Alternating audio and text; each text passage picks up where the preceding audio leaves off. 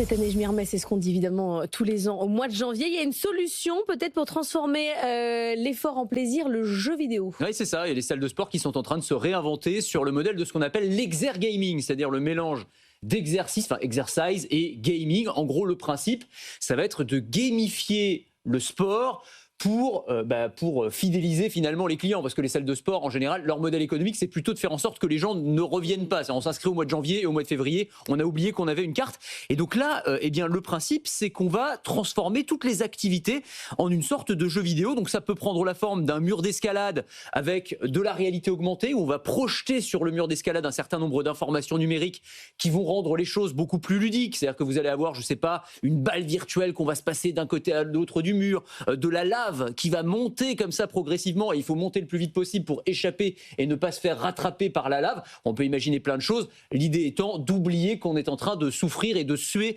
sang et eau. Ça va être pour la boxe des punching balls, des sacs de frappe personnalisables, où vous pouvez ajouter la tête de votre manager si vous ne l'aimez pas, pourquoi pas. Mais je vous en prie.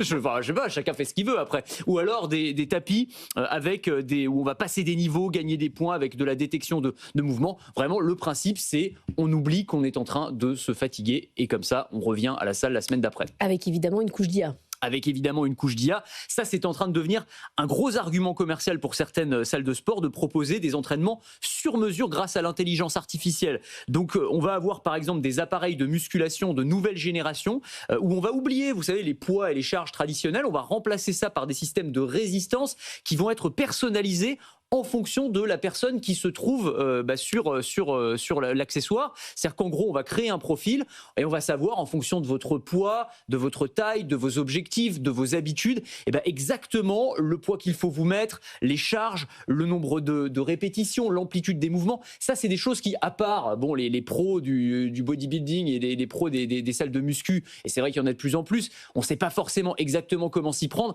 et on risque de se blesser.